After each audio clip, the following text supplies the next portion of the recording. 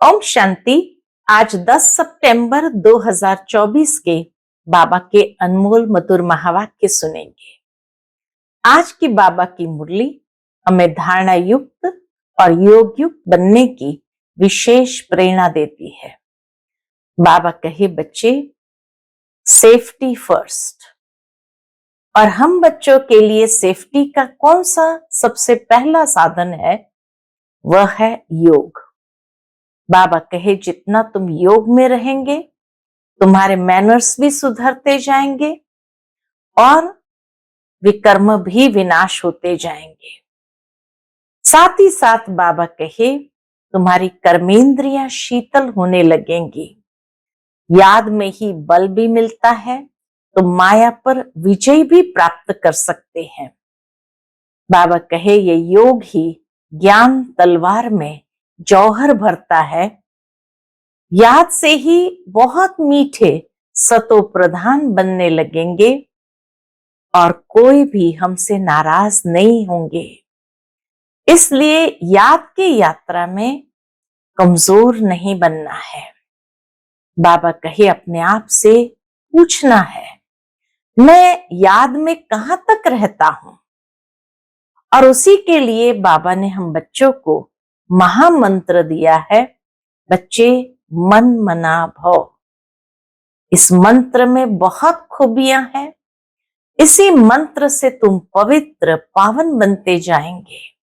तो इसलिए ये याद के मंत्र को सदा स्मृति में रखना है कि हमें अब सतो प्रधान होकर के घर जाना है। सुनते हैं आज के बाबा के अनमोल मधुर महावाक्य। ओम शांति। मीठे बच्चे, माया को वश करने का मंत्र है मन मना भव। इसी मंत्र में सब खूबियां समाई हुई है। यही मंत्र तुम्हें पवित्र बना देता है।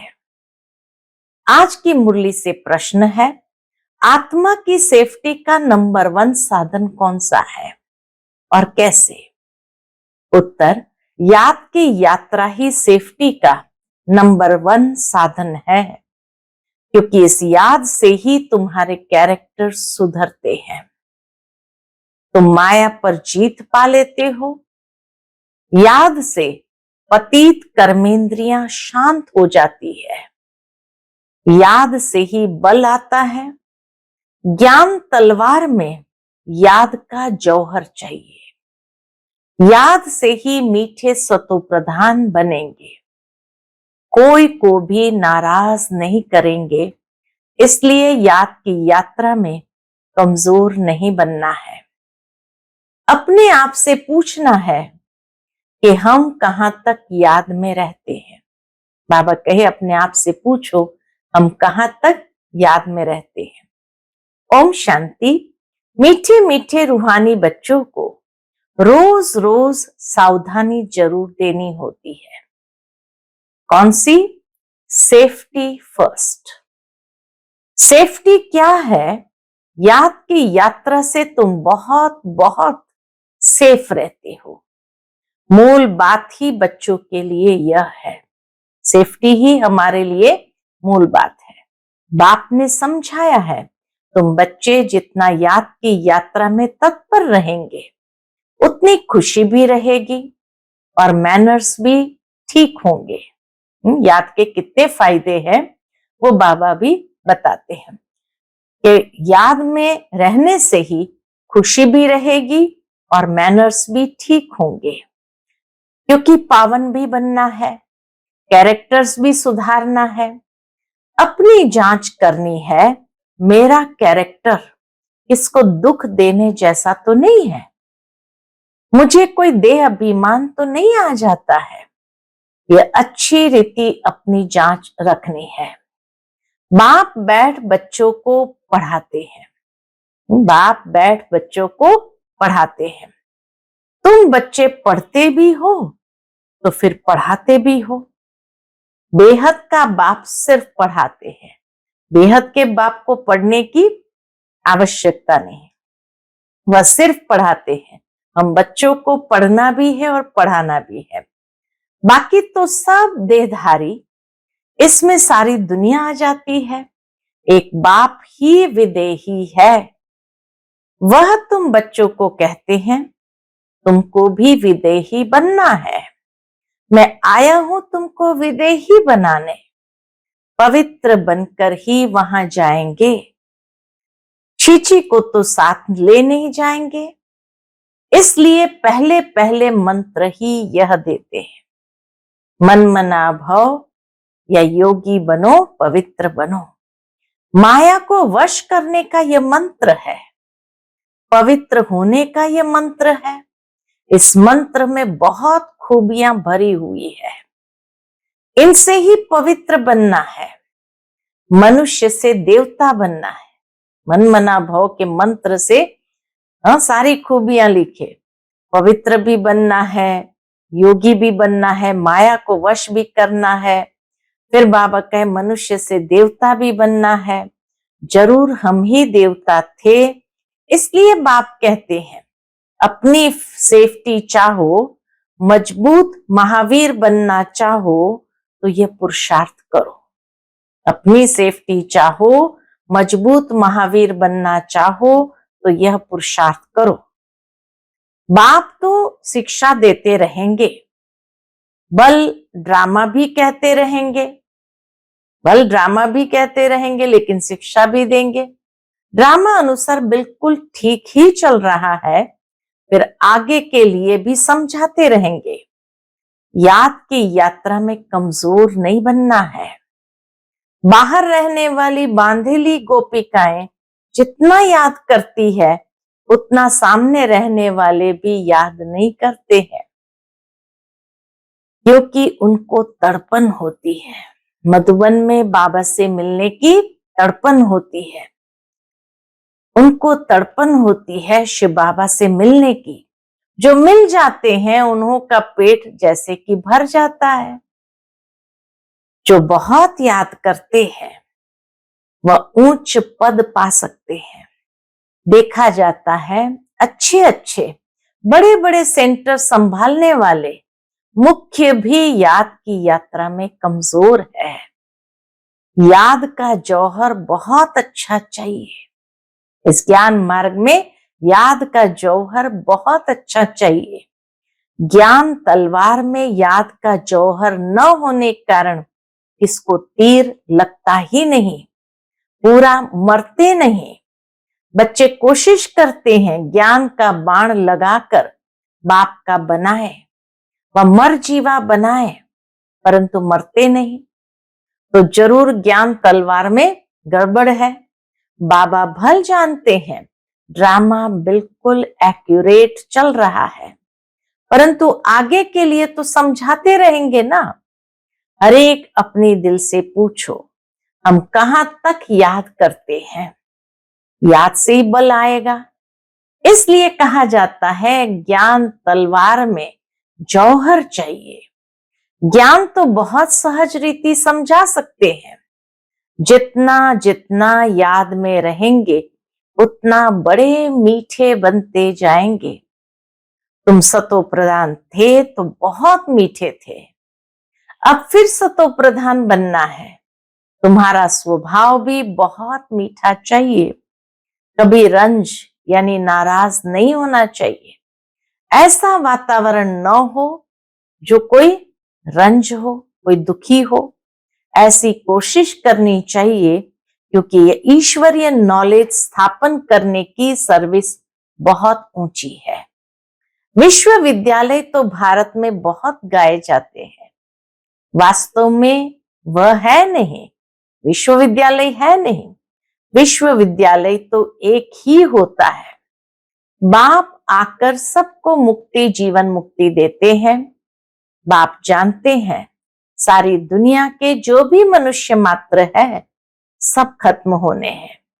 बाप को बुलाया भी इसलिए है कि छीछी दुनिया का खात्मा और नई दुनिया की स्थापना करो। बच्चे भी समझते हैं बरोबर बाप आया हुआ है। अभी माया का पॉम्प कितना है, फॉल ऑफ पॉम्पिया का खेल भी दिखाते हैं। ऐसी दुनिया में एक कहानी है, फॉल ऑफ पॉम्पिया। फिर उसके ऊपर ड्रामा भी बनाया है। तो बाबा कहे फॉल ऑफ पोम्पिया का खेल भी दिखाते हैं। बड़े बड़े मकान आदि बना रहे हैं। यह है पंप, माया का पंप। पंप माना ऐसा दिखावा। सतयुग में इतने मंजिल के मकान बनते नहीं, यहां बनते हैं क्योंकि रहने के लिए जमीन कम है। विनाश जब होता है तब सब बड़े बड़े मकान भी गिर पड़ते हैं। आगे इतनी बड़ी बड़ी बिल्डिंग नहीं बनती थी। बॉम्ब्स जब छोड़ेंगे तो ऐसे गिरेंगे जैसे ताश के पत्ते गिरते हैं। बड़ी बड़ी बिल्डिंगें ऐसे गिरेंगे जैसे ताश के पत्ते गिरते हैं। इसका मतलब यह नहीं कि वही मरेंगे बाकी दूसरे रह जाएंगे, नहीं। जो जहां होगा, चाहे समुद्र पर हो, पृथ्वी पर हो, आकाश में हो, पहाड़ों पर हो, उड़ रहे हो, सब खत्म हो जाएंगे। ये पुरानी दुनिया है ना, जो भी 84 लाख योनियां है ये सब खत्म हो जाने है। बाबा कहे ये ड्रामा का खेल ही ऐसा बना हुआ है, कोई कहां भी होगा। जैसे कई लोग सोचते हैं ना, बड़े बड़े बंकर बना दो उसमें हम छिप जाएंगे। बाबा कहे सब चाहे आकाश में उड़ रहे होंगे वो भी खत्म हो जाएंगे। वहां नई दुनिया में ये सब या कुछ भी होगा नहीं। जो कुछ भी इन आंखों से दिखाई देता है, बाबा कहे वहां नई दुनिया में ये कुछ भी होगा नहीं। न इतने मनुष्य होंगे, न मच्छर, न जीव जंतु आदि होंगे। यहाँ तो ढेर के ढेर है। अब तुम बच्चे भी देवता बनते हो तो वहां हर चीज सतो प्रधान होती है। यहाँ तो बड़े आदमी के घर में जाएंगे तो बड़ी सफाई आदि रहती है। तुम तो सबसे जास्ती बड़े देवता बनते हो। बड़े आदमी भी नहीं कहेंगे, हाँ देवता कहेंगे। तुम बहुत उच्च देवताएं बनते हो। ये कोई नई बात नहीं है। 5000 वर्ष पहले भी तुम यह बने थे नंबरवार। यह इतना किचड़ा आदि वहां कुछ भी नहीं होगा। बच्चों को बड़ी खुशी होती है, हम बहुत उच्च देवता बनते हैं। एक ही बाप हमको पढ़ाने वाला है जो हमको बहुत उच्च बनाते हैं। पढ़ाई में हमेशा नंबरवार पोजीशन वाले होते हैं। कोई कम पढ़ते हैं, कोई जास्ती पढ़ते हैं। अब बच्चे पुरुषार्थ कर रहे हैं, बड़े बड़े सेंटर्स खोल रहे हैं, इसलिए कि बड़ों बड़ों को मालूम पड़े। बड़े बड़े सेंटर्स खोल रहे हैं ताकि बड़ों बड़ों को मालूम पड़े। भारत का प्राचीन राजयोग भी गाया हुआ है। खास विलायत वालों को जास्ती उत्सुकता होती है किस बात की? राजयोग सीखने की। भारतवासी तो तमो प्रधान बुद्धि है, वह फिर भी तमो बुद्धि है। भारतवासी तमो प्रधान, वो सिर्फ तमो। तो बाबा कहे वह फिर भी तमो बुद्धि है, इसलिए उन्हों को शौक रहता है भारत का प्राचीन राजयोग सीखने का। भारत का प्राचीन राजयोग नामी ग्रामी है, जिससे ही भारत स्वर्ग बना था। बहुत थोड़े आते हैं जो पूरी रीति समझते हैं स्वर्ग हेवन पास हो गया सो फिर होगा जरूर। हेवन अथवा पैराडाइज है सबसे वंडर ऑफ वर्ल्ड। हेवन अथवा पैराडाइज है सबसे वंडर ऑफ वर्ल्ड। स्वर्ग का कितना नाम वाला है। स्वर्ग और नरक, शिवालय और वैश्यालय।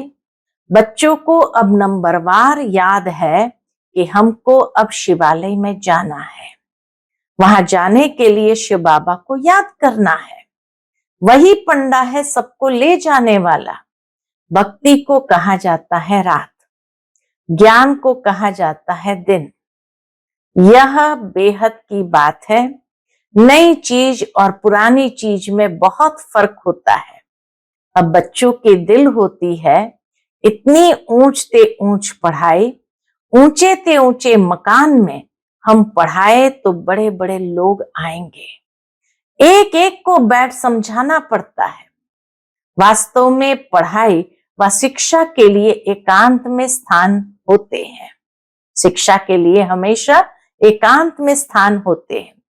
ब्रह्म ज्ञानियों के भी आश्रम शहर से दूर दूर होते हैं और नीचे ही रहते हैं, इतने ऊपर की मंजिल में नहीं रहते हैं।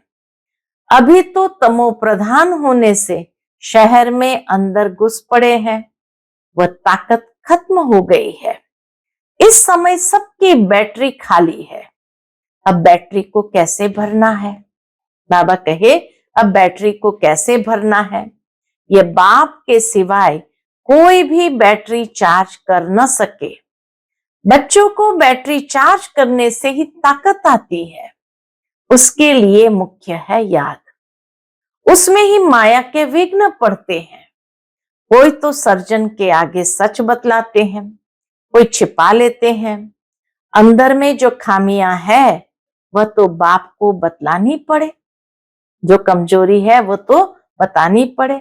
इस जन्म में जो पाप किए हैं वह अविनाशी सर्जन के आगे वर्णन करना चाहिए, नहीं तो वह दिल अंदर खाता रहेगा, सुनाने के बाद फिर खाएगा नहीं।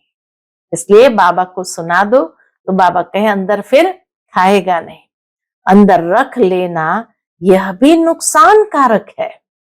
जो सच्चे सच्चे बच्चे बनते हैं वह सब बाप को बतला देते हैं, इस जन्म में यह पाप किए हैं। दिन प्रतिदिन बाप जोर देते रहते हैं, यह तुम्हारा अंतिम जन्म है। तमो प्रधान से पाप तो जरूर होते होंगे ना। बाप कहते मैं बहुत जन्म के अंत में जो नंबर 1 पतित बना है उसमें ही प्रवेश करता हूं, क्योंकि उनको ही फिर नंबर 1 में जाना है। बहुत मेहनत करनी पड़ती है। इस जन्म में पाप हुए तो है ना, ये तो हर एक जानता है। इस जन्म में पाप हुए तो है ना। कईयों को पता ही नहीं पड़ता है कि हम यह क्या कर रहे हैं। सच नहीं बतलाते हैं, कोई कोई सच बतला देते हैं। बाप ने समझाया है, बच्चे तुम्हारी कर्मेंद्रियां शांत तब होती है जब कर्मातीत अवस्था बनती है। जैसे मनुष्य बूढ़े होते हैं तो कर्मेंद्रियां ऑटोमेटिकली शांत हो जाती है। इसमें तो छोटेपन में ही सब शांत हो जाना चाहिए। योग बल में अच्छी तरह रहे तो इन सब बातों की एंड हो जाए। वहां कोई ऐसी गंदी बीमारी, किचड़ पट्टी आदि कुछ नहीं होता है। किचड़ पट्टी आदि कुछ नहीं होता है। मनुष्य बड़े साफ शुद्ध रहते हैं। वहां है ही राम राज्य, यहाँ है रावण राज्य। तो अनेक प्रकार की गंदगी की बीमारियां आदि है।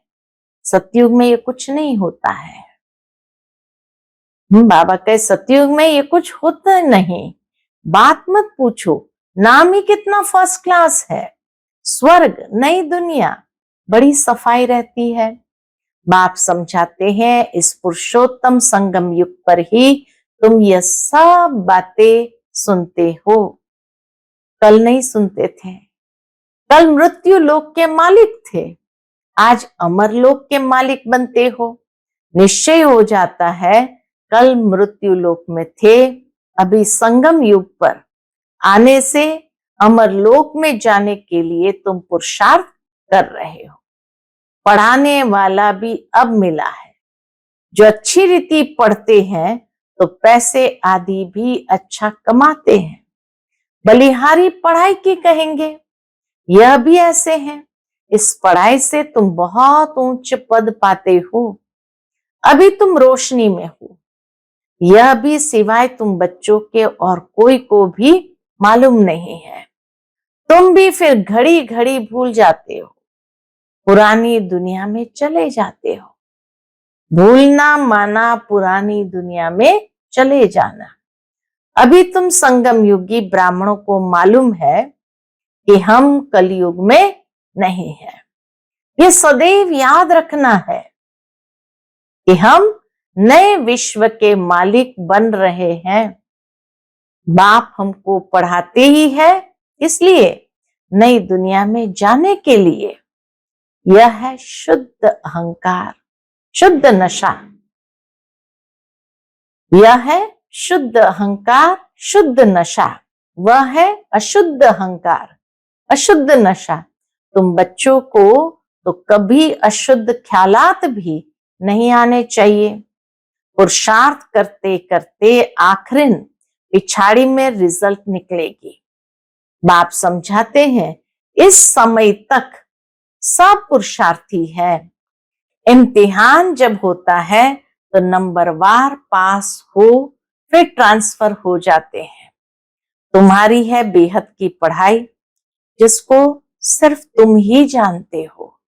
तुम कितना समझाते हो। नए नए आते रहते हैं बेहद के बाप से वर्षा पाने के लिए। भल दूर रहते हैं, फिर भी सुनते सुनते निश्चय बुद्धि हो जाते हैं। ऐसे बाबा के सन्मुख भी जाना चाहिए।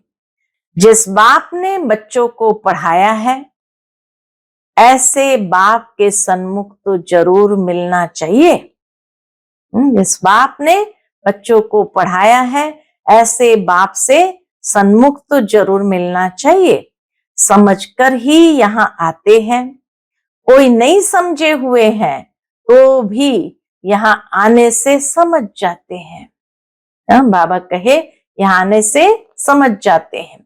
बाप कहते हैं दिल में कोई भी बात हो, समझ में नहीं आती हो तो बल पूछो। बाप तो चुंबक है ना, जिसकी तकदीर में है वह अच्छी रीति पकड़ सकते हैं। तकदीर में नहीं है तो फिर खलास, सुना अनसुना कर देते हैं। यहाँ कौन बैठ पढ़ाते हैं? पूछते बाबा, यहाँ कौन बैठ पढ़ाते हैं? भगवान, उनका नाम है शिव। शिव बाबा ही हमको स्वर्ग की बादशाही देते हैं। फिर कौन सी पढ़ाई अच्छी? तुम कहेंगे हमको शिव बाबा पढ़ाते हैं जिससे 21 जन्मों की बादशाही मिलती है। ऐसे ऐसे समझाते समझाते ले जाते हैं। बाबा हमको ऐसे ऐसे समझा समझा करके ले जाते हैं। कोई तो पूरा न समझने कारण इतनी सर्विस नहीं कर सकते हैं। बंधन की जंजीरों में जकड़े रहते हैं। बंधन की जंजीरों में जकड़े रहते हैं। शुरू में तो तुम कैसे अपने को जंजीरों से छुड़ाकर आए, जैसे कोई मस्ताने होते हैं। ऐसे भागे जैसे कोई मस्ताने होते हैं। यह भी ड्रामा में पार्ट था। जो कशिश हुई ड्रामा में भट्टी बननी थी। जीते जी मरे, फिर माया के तरफ कोई कोई चले गए, फिर भी कोई कोई चले भी गए। युद्ध तो होती है ना, माया देखती है। इसमें बड़ी हिम्मत दिखाई है, इसने बड़ी हिम्मत दिखाई है। अब हम भी ठोक कर देखते हैं पक्के हैं व नहीं। तो माया भी ठोकना चालू करती है। बच्चों की कितनी संभाल होती थी, सब कुछ सिखलाते थे। तुम बच्चे एल्बम आदि देखते हो, लेकिन सिर्फ चित्र देखने से भी समझ न सके। कोई बैठ समझाए कि क्या क्या होता था, कैसे भट्टी में पड़े थे शुरू शुरू में, फिर कोई कैसे निकले, कोई कैसे। जैसे रुपये छपते हैं तो भी कोई कोई खराब हो पड़ते हैं। ये भी ईश्वरीय मिशनरी है। ईश्वर बैठ धर्म की स्थापना करते हैं, ये बात किसको भी पता नहीं है। बाप को बुलाते भी है, परंतु जैसे तवाई समझते ही नहीं है। कहते हैं ये कैसे हो सकता है, माया रावण एकदम ऐसा बना देती है। बाबा कहे माया रावण एकदम ऐसा बना देती है। शिव बाबा की पूजा भी करते हैं, फिर कह देते हैं सर्वव्यापी, ग्लानि भी करते हैं। शिव बाबा कहते हो, फिर सर्वव्यापी कैसे होगा? पूजा करते हैं, लिंग को शिव कहते हैं, ऐसे थोड़ी कहते हैं कि इसमें शिव बैठा है। इस पत्थर में शिव बैठा है। अब पत्थर ठिक्कर में भगवान को कहना, तो क्या सब भगवान ही भगवान है? भगवान अनलिमिटेड तो नहीं होंगे ना। तो बाप बच्चों को समझाते हैं, कल्प पहले भी ऐसे समझाया था। अच्छा, मीठे मीठे सिकिलते बच्चों प्रति माता पिता बाप दादा का याद प्यार और गुड मॉर्निंग। रूहानी बाप की रूहानी बच्चों को नमस्ते। हम सब रूहानी बच्चों की रूहानी माता पिता बाप दादा को याद प्यार, गुड मॉर्निंग और नमस्ते नमस्ते। शुक्रिया बाबा, शुक्रिया। आज की मुरली से धारणा के लिए मुख्य सार है।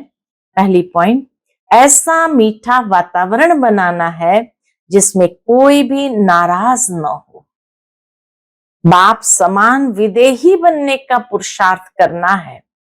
याद के बल से अपना स्वभाव मीठा और कर्मेंद्रियां शांत करनी है।